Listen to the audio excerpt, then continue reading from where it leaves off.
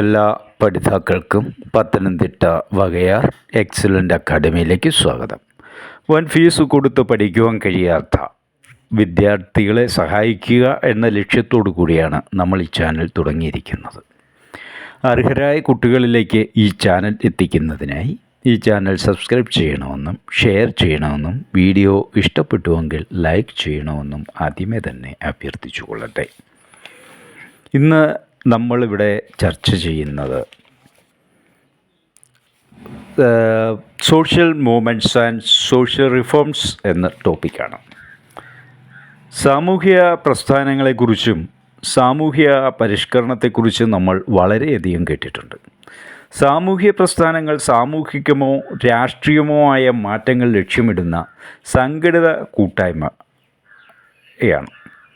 സാമൂഹ്യ പരിഷ്കരണ പ്രസ്ഥാനങ്ങളാകട്ടെ അന്യായമോ അനീതിയോ എന്ന് കരുതപ്പെടുന്ന സമൂഹത്തിൻ്റെ പ്രത്യേക വശങ്ങൾ മാറ്റുന്നതിനുള്ള ഘടനാപരമായ ശ്രമമാണ്.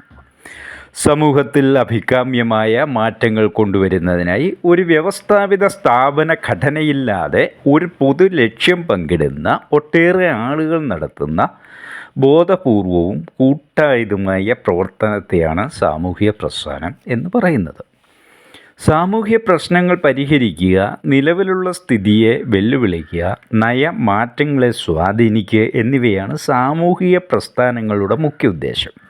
പ്ലാച്ചിമട, സൈലന്റ് വാലി സമരങ്ങളും ഡൽഹിയിലെ കർഷക സമരങ്ങളുമെല്ലാം ഇതിനുദാഹരണങ്ങളാണ്.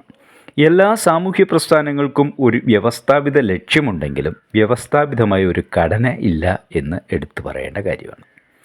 എന്നാൽ ഒരു പ്രത്യയശാസ്ത്ര കാഴ്ചപ്പാട് ഇത്തരം കൂട്ടായ്മകളുടെ പിന്നിലുണ്ട്. അതുകൊണ്ട് തന്നെ ഔപചാരികമല്ലെങ്കിലും ഇത്തരം സാമൂഹിക പ്രസ്ഥാനങ്ങളിൽ ഒരു സംഘടിത മുന്നേറ്റം കാണുവാൻ കഴിയും. പൗരാവകാശ പ്രശ്നങ്ങൾ, പരിസ്ഥിതി പ്രശ്നങ്ങൾ, സ്ത്രീകളുടെ അവകാശ പ്രശ്നങ്ങൾ, വർണ്ണവിവേചനം ഇവയെല്ലാം സാമൂഹ്യ പ്രസ്ഥാനങ്ങൾക്ക് വിഷയമാകാറുണ്ട്. ഇത്തരം സാമൂഹിക പ്രസ്ഥാനങ്ങളോടൊപ്പം പ്രസ്ഥാനങ്ങളും വിപ്ലവ പ്രസ്ഥാനങ്ങളും പ്രവർത്തിക്കുന്നുണ്ട്. ഒരു ക്വാറിക്കെതിരെ സമരം ചെയ്യുമ്പോൾ ആ സമരത്തെ പൊളിക്കുവാൻ വേണ്ടി രൂപീകരിക്കപ്പെടുന്ന പ്രസ്ഥാനങ്ങളാണ് പ്രതിപ്രസ്ഥാനങ്ങൾ. വിപ്ലവ പ്രസ്ഥാനങ്ങളാകട്ടെ നിലവിലുള്ള സാമൂഹിക രാഷ്ട്രീയ ക്രമത്തെ അട്ടിമറിക്കാൻ ലക്ഷ്യമിടുന്നു. മാവോയിസ്റ്റ് സംഘടനകളൊക്കെ അത്തരത്തിൽ പ്രവർത്തിക്കുന്ന വിപ്ലവ പ്രസ്ഥാനങ്ങളാണ്. അനീതികളും അസമത്വങ്ങളും പരിഹരിച്ചുകൊണ്ട് സമൂഹത്തെ മെച്ചപ്പെടുത്തുക എന്ന ഉദ്ദേശത്തോടെയാണ് സാമൂഹിക പരിഷ്കരണ പ്രസ്ഥാനങ്ങൾക്ക് രൂപം കൊടുക്കുന്നത്.